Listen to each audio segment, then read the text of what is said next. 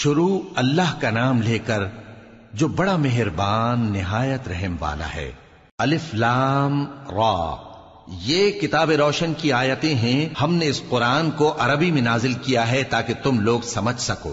اے پیغمبر، ہم اس قرآن کے ذریعے سے جو ہم نے تمہاری طرف بھیجا ہے تمہیں ایک نہایت اچھا قصہ سناتے ہیں، اور تم اس سے پہلے بے خبر تھے۔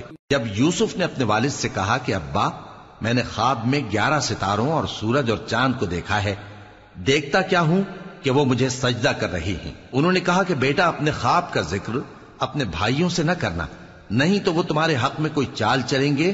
کچھ شک نہیں کہ شیطان انسان کا کھلا دشمن ہے، اور اسی طرح اللہ تمہیں برگزیدہ و ممتاز کرے گا اور خواب کی باتوں کی تعبیر کا علم سکھائے گا، اور جس طرح اس نے اپنی نعمت پہلے تمہارے دادا پر دادا ابراہیم اور اسحاق پر پوری کی تھی، اسی طرح تم پر اور اولاد یعقوب پر پوری کرے گا۔ بے شک تمہارا پروردگار سب کچھ جاننے والا ہے، حکمت والا ہے۔ ہاں، یوسف اور ان کے بھائیوں کے قصے میں پوچھنے والوں کے لیے بہت سی نشانیاں ہیں۔ جب انہوں نے آپس میں تذکرہ کیا کہ یوسف اور اس کا بھائی ابا کو ہم سے زیادہ پیارے ہیں، حالانکہ ہم جماعت کی جماعت ہیں، کچھ شک نہیں کہ ابا کھلی غلطی پر ہیں۔ یوسف کو یا تو جان سے مار ڈالو یا کسی ملک میں پھینک آؤ، پھر ابا کی توجہ صرف تمہاری طرف ہو جائے گی، اور اس کے بعد تم نیک لوگوں میں ہو جاؤ گے۔ ان میں سے ایک کہنے والے نے کہا کہ یوسف کو جان سے نہ مارو، کسی اندھے کنویں میں ڈال دو کہ کوئی راہگیر اسے نکال کر کسی دوسرے ملک میں لے جائے گا۔ اگر تم کو کرنا ہی ہے تو یوں کرو۔ یہ مشورہ کر کے وہ اپنے والد سے کہنے لگے کہ ابا جان، کیا سبب ہے کہ آپ یوسف کے بارے میں ہمارا اعتبار نہیں کرتے، حالانکہ ہم اس کے خیر خواہ ہیں؟ کل اسے ہمارے ساتھ بھیج دیجئے کہ خوب میوے کھائے اور کھیلے کودے، ہم اس کے نگہبان ہیں۔ انہوں نے کہا کہ یہ امر مجھے غمناک کیے دیتا ہے کہ تم اسے لے جاؤ، یعنی وہ مجھ سے جدا ہو جائے، اور مجھے یہ بھی خوف ہے کہ تم کھیل میں اس سے غافل ہو جاؤ اور اسے بھیڑیا کھا جائے۔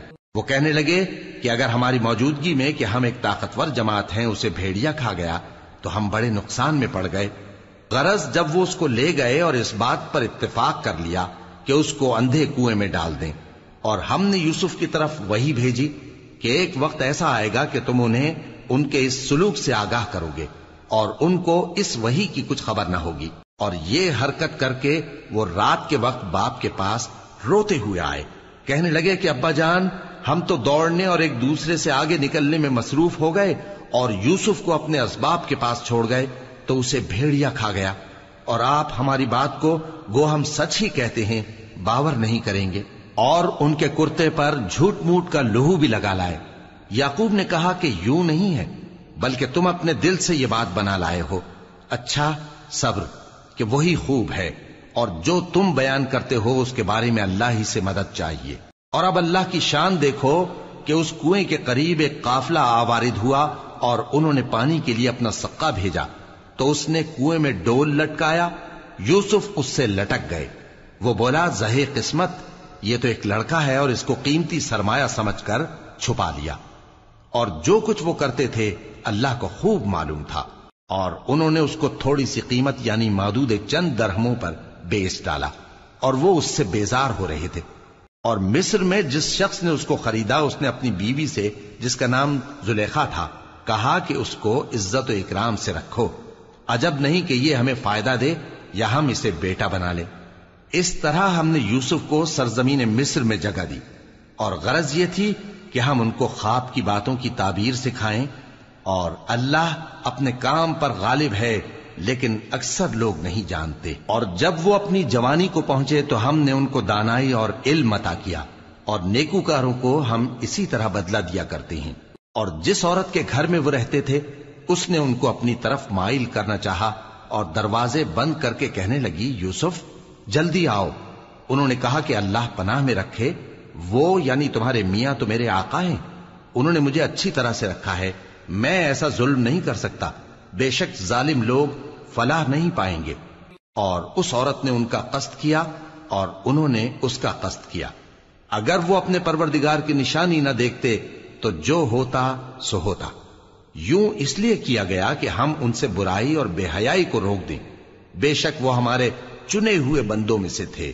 اور دونوں دروازے کی طرف بھاگے، آگے یوسف پیچھے زلیخا۔ اور عورت نے ان کا کرتا پیچھے سے پکڑ کر جو کھینچا تو پھاڑ ڈالا، اور دونوں کو دروازے کے پاس عورت کا خاوند مل گیا۔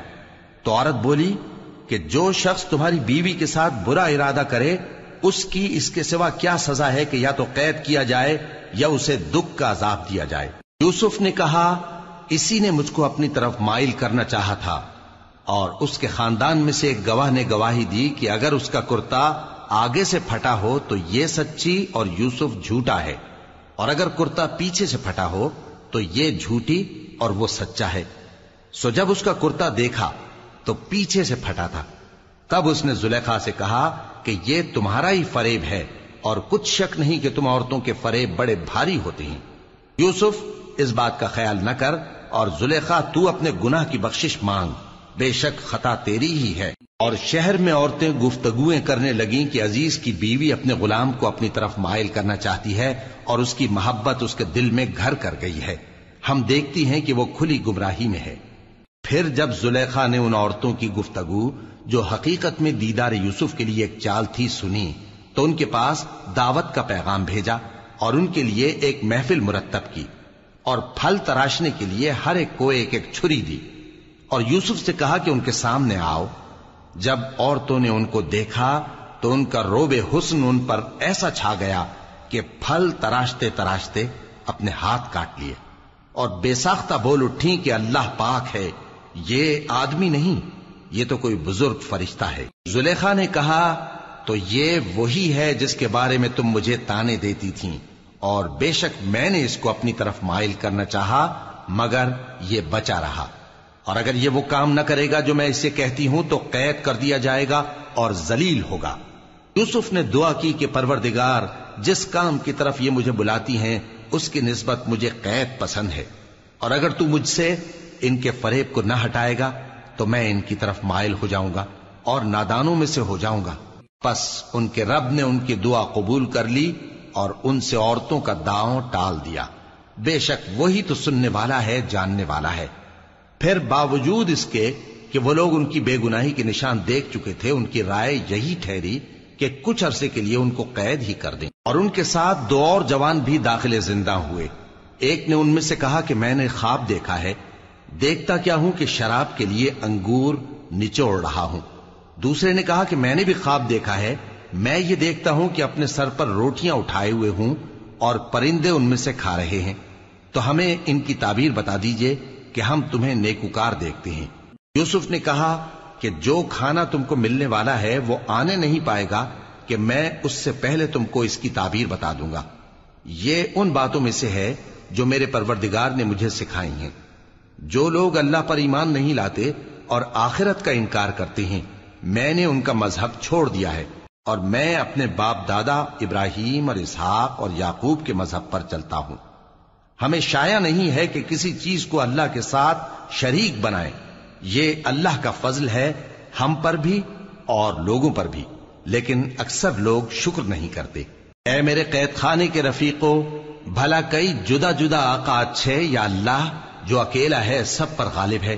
جن چیزوں کی تم اللہ کے سوا پرستش کرتے ہو وہ صرف نام ہی نام ہیں جو تم نے اور تمہارے باپ دادا نے رکھ لیے ہیں، اللہ نے ان کی کوئی سند نازل نہیں کی۔ سن رکھو کہ اللہ کے سوا کسی کی حکومت نہیں ہے، اس نے ارشاد فرمایا ہے کہ اس کے سوا کسی کی عبادت نہ کرو، یہی سیدھا دین ہے، لیکن اکثر لوگ نہیں جانتے۔ اے میرے قید خانے کے رفیقو، تم میں سے ایک جو پہلا خواب بیان کرنے والا ہے وہ تو اپنے آقا کو شراب پلایا کرے گا، اور جو دوسرا ہے وہ سولی دیا جائے گا اور پرندے اس کا سر نوچ کھائیں گے۔ جو بات تم مجھ سے پوچھتے تھے وہ فیصل ہو چکی ہے، اور ان دونوں میں سے جس کی نسبت یوسف نے خیال کیا کہ وہ رہائی پا جائے گا، اس سے کہا کہ اپنے آقا سے میرا ذکر بھی کر دینا۔ پھر شیطان نے اسے ان کا اپنے آقا سے ذکر کرنا بھلا دیا، اور یوسف کئی برس قید خانے ہی میں رہے۔ اور بادشاہ نے کہا کہ میں نے خواب دیکھا ہے، دیکھتا کیا ہوں کہ 7 موٹی گائیں ہیں جن کو 7 دبلی گائیں کھا رہی ہیں، اور 7 خوشے سبز ہیں اور 7 خشک۔ اے درباریو، اگر تم خوابوں کی تعبیر دے سکتے ہو تو مجھے میرے خواب کی تعبیر بتاؤ۔ انہوں نے کہا یہ خواب تو پریشان خیالی سے ہیں، اور ہمیں ایسے خوابوں کی تعبیر نہیں آتی۔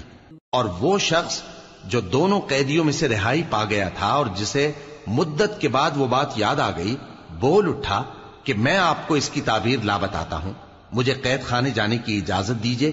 غرض وہ یوسف کے پاس آیا اور کہنے لگا، یوسف، اے بڑے سچے یوسف، ہمیں اس خواب کی تعبیر بتائیے کہ 7 موٹی گایوں کو 7 دبلی گائیں کھا رہی ہیں، اور 7 خوشے سبز ہیں اور 7 سوکھے، تاکہ میں لوگوں کے پاس واپس جا کر تعبیر بتاؤں۔ عجب نہیں کہ وہ تمہاری قدر جانے۔ انہوں نے کہا کہ تم لوگ 7 سال متواتر کھیتی کرتے رہو گے، تو جو غلہ کاٹو تو تھوڑے سے غلے کے سوا جو کھانے میں آئے باقی کو خوشوں میں ہی رہنے دینا۔ پھر اس کے بعد خشک سالی کے 7 سخت سال آئیں گے کہ جو غلہ تم نے جمع کر رکھا ہوگا وہ سب کو کھا جائیں گے، صرف وہی تھوڑا سا رہ جائے گا جو تم احتیاط سے رکھ چھوڑو گے۔ پھر اس کے بعد ایک ایسا سال آئے گا کہ خوب مے برسے گا اور لوگ اس میں رس نچوڑیں گے۔ اور یہ تعبیر سن کر بادشاہ نے حکم دیا کہ یوسف کو میرے پاس لے آؤ۔ سو جب قاصد ان کے پاس گیا تو انہوں نے کہا کہ اپنے آقا کے پاس واپس جاؤ اور اس سے پوچھو کہ ان عورتوں کا کیا حال ہے جنہوں نے اپنے ہاتھ کاٹ لیے تھے، بے شک میرا پروردگار ان کے فریب سے خوب واقف ہے۔ بادشاہ نے عورتوں سے پوچھا کہ تمہارا کیا قصہ تھا جب تم نے یوسف کو اپنی طرف مائل کرنا چاہا؟ سب بول اٹھیں کہ اللہ پاک ہے، ہم نے اس میں کوئی برائی معلوم نہیں کی۔ عزیز کی بیوی نے کہا، اب سچی بات تو ظاہر ہو ہی گئی ہے، اصل یہ ہے کہ میں نے اس کو اپنی طرف مائل کرنا چاہا تھا اور وہ بے شک سچا ہے۔ یوسف نے کہا کہ میں نے یہ بات اس لیے پوچھی ہے کہ عزیز کو یقین ہو جائے کہ میں نے اس کی پیٹھ پیچھے اس کی امانت میں خیانت نہیں کی، اور اللہ خیانت کرنے والوں کی چال کو چلنے نہیں دیتا۔ شروع اللہ کا نام لے کر جو بڑا مہربان نہایت رحم والا ہے۔ اور میں اپنے آپ کو پاک صاف نہیں کہتا، کیونکہ نفس امارہ انسان کو برائی ہی سکھاتا رہتا ہے، مگر یہ کہ میرا پروردگار رحم فرمائے۔ بے شک میرا پروردگار بخشنے والا ہے، مہربان ہے۔ اور بادشاہ نے حکم دیا کہ اسے میرے پاس لاؤ، میں اسے اپنا مصاحب خاص بناؤں گا۔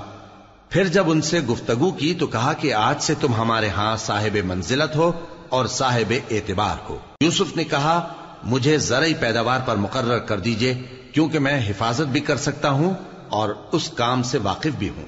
اس طرح ہم نے یوسف کو ملک مصر میں جگہ دی اور وہ اس ملک میں جہاں چاہتے تھے رہتے تھے۔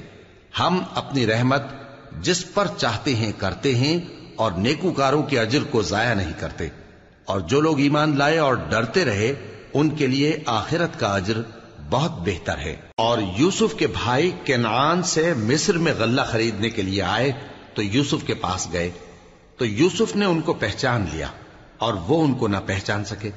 اور جب یوسف نے ان کے لیے ان کا سامان تیار کر دیا تو کہا کہ پھر آنا تو جو باپ کی طرف سے تمہارا ایک اور بھائی ہے اسے بھی میرے پاس لیتے آنا۔ کیا تم نہیں دیکھتے کہ میں ناب بھی پوری پوری دیتا ہوں اور مہمانداری بھی خوب کرتا ہوں؟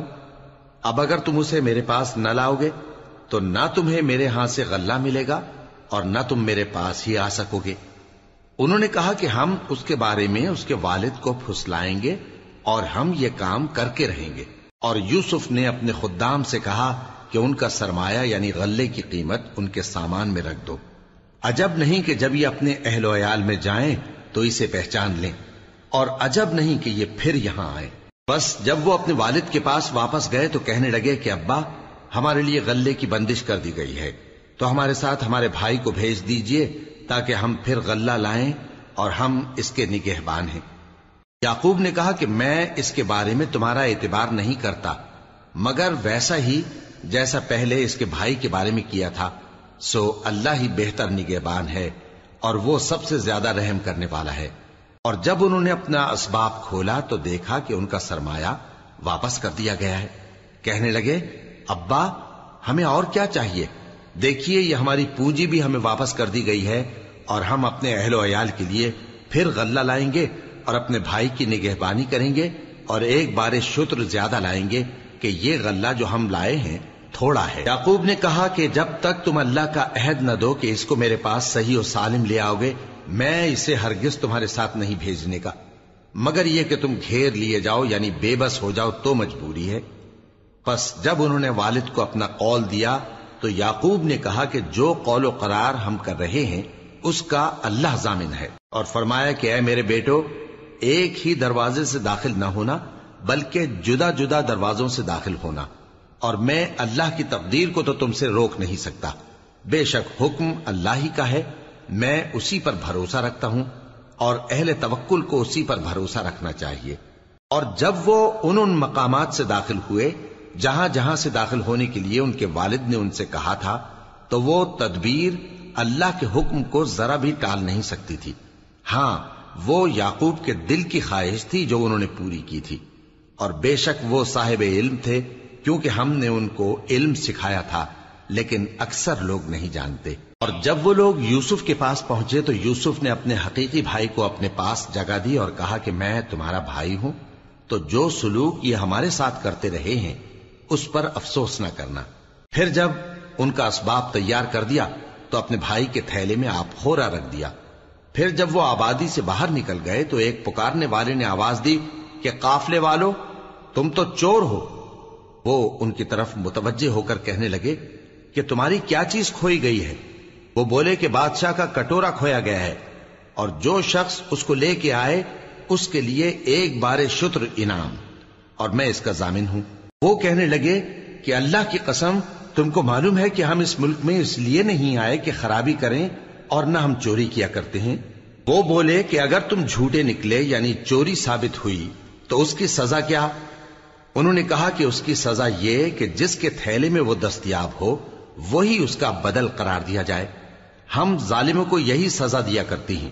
پھر یوسف نے اپنے بھائی کے تھیلے سے پہلے ان کے تھیلوں کو دیکھنا شروع کیا، پھر اپنے بھائی کے تھیلے میں سے اس کو نکال لیا۔ اس طرح ہم نے یوسف کے لیے تدبیر کی، ورنہ بادشاہ کے قانون کے مطابق وہ اپنے بھائی کو لے نہیں سکتے تھے مگر یہ کہ اللہ چاہے۔ ہم جس کے چاہتے ہیں درجے بلند کرتے ہیں، اور ہر علم والے سے بڑھ کر ایک بڑا علم والا ہے۔ برادران یوسف نے کہا کہ اگر اس نے چوری کی ہو تو کچھ عجب نہیں کہ اس کے ایک بھائی نے بھی پہلے چوری کی تھی، مگر یوسف نے اس بات کو اپنے دل میں مخفی رکھا اور ان پر ظاہر نہ ہونے دیا، یعنی زیر لب کہا کہ تم بڑے برے ہو، اور جو تم بیان کرتے ہو اللہ اسے خوب جانتا ہے۔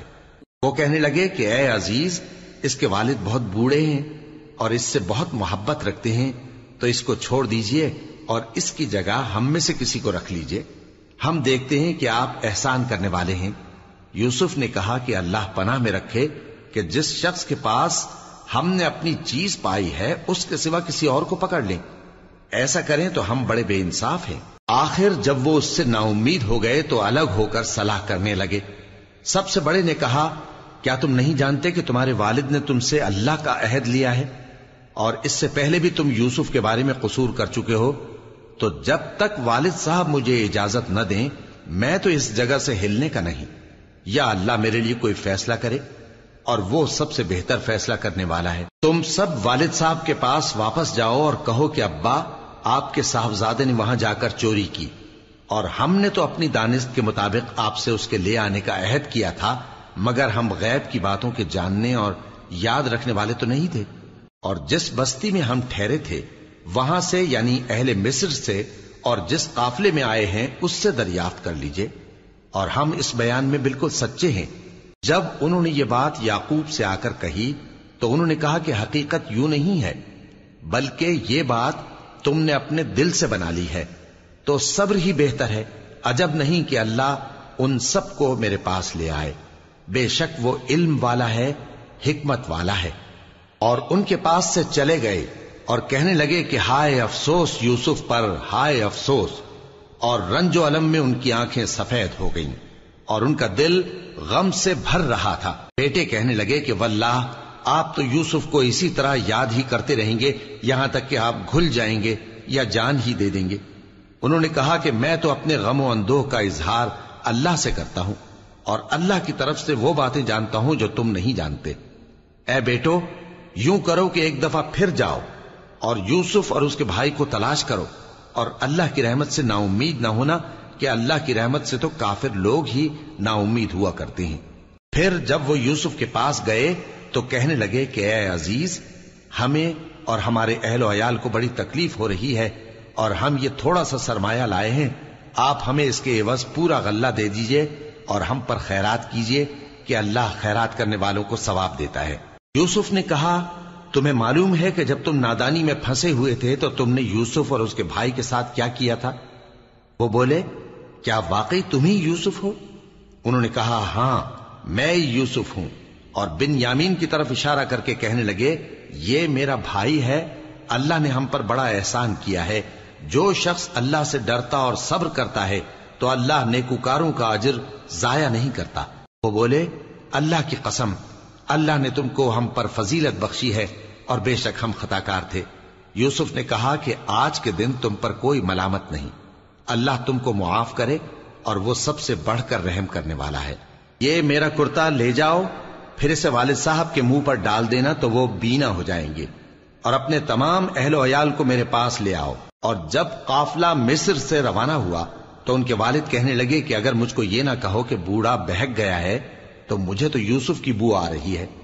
وہ بولے کہ واللہ آپ اسی قدیم غلطی میں مبتلا ہیں۔ مگر جب خوشخبری دینے والا آپ پہنچا تو اس نے کرتا ان کے منہ پر ڈال دیا، سو وہ بینا ہو گئے اور بیٹوں سے کہنے لگے کیا میں نے تم سے نہیں کہا تھا کہ میں اللہ کی طرف سے وہ باتیں جانتا ہوں جو تم نہیں جانتے؟ بیٹوں نے کہا کہ ابا ہمارے لیے ہمارے گناہ کی مغفرت مانگیے، بے شک ہم خطا کار تھے۔ فرمایا میں اپنے پروردگار سے تمہارے لیے بخشش مانگوں گا، بے شک وہ بخشنے والا ہے، مہربان ہے۔ پھر جب یہ سب لوگ یوسف کے پاس پہنچے تو انہوں نے اپنے والدین کو اپنے پاس جگہ دی اور کہا مصر میں داخل ہو جائیے، اللہ نے چاہا تو امن و امان سے رہیے گا۔ اور اپنے والدین کو تخت پر بٹھایا اور سب ان کے آگے سجدے میں گر پڑے۔ اور اس وقت یوسف نے کہا ابا جان یہ میرے اس خواب کی تعبیر ہے جو میں نے پہلے بچپن میں دیکھا تھا، میرے پروردگار نے اسے سچ کر دیا اور اس نے مجھ پر بہت سے احسان کیے ہیں کہ مجھ کو قید خانے سے نکالا، اور اس کے بعد کہ شیطان نے مجھ میں اور میرے بھائیوں میں فساد ڈال دیا تھا آپ کو گاؤں سے یہاں لایا۔ بے شک میرا پروردگار جو چاہتا ہے تدبیر سے کرتا ہے، وہ علم والا ہے، حکمت والا ہے۔ جب یہ سب باتیں ہو لیں تو یوسف نے اللہ سے دعا کی کہ اے میرے پروردگار تو نے مجھ کو حکومت سے نوازا اور خوابوں کی تعبیر کا علم بخشا۔ اے آسمانوں اور زمین کے پیدا کرنے والے، تو ہی دنیا اور آخرت میں میرا کارساز ہے، تو مجھے دنیا سے اپنی اطاعت کی حالت میں اٹھائیو اور آخرت میں اپنے نیک بندوں میں داخل کیجو۔ اے پیغمبر یہ اخبار غیب میں سے ہیں جو ہم تمہاری طرف بھیجتے ہیں۔ اور جب برادران یوسف نے اپنی بات پر اتفاق کیا تھا اور وہ فریب کر رہے تھے تو تم ان کے پاس تو نہ تھے، اور بہت سے آدمی گو تم کتنی خواہش کرو ایمان لانے والے نہیں ہیں، اور تم ان سے اس خیر خواہی کا کچھ صلہ بھی تو نہیں مانگتے۔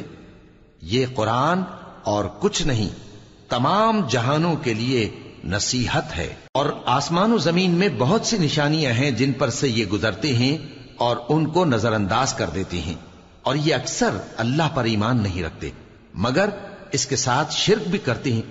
تو کیا یہ اس بات سے بے خوف ہیں کہ ان پر اللہ کا عذاب نازل ہو کر ان کو ڈھانپ لے، یا ان پر ناگہاں قیامت آ جائے اور انہیں خبر بھی نہ ہو؟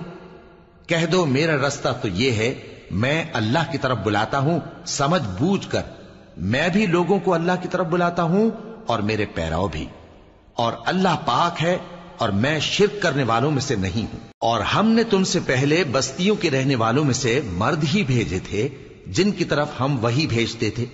کیا ان لوگوں نے ملک میں سیر و سیاحت نہیں کی کہ دیکھ لیتے کہ جو لوگ ان سے پہلے تھے ان کا انجام کیا ہوا؟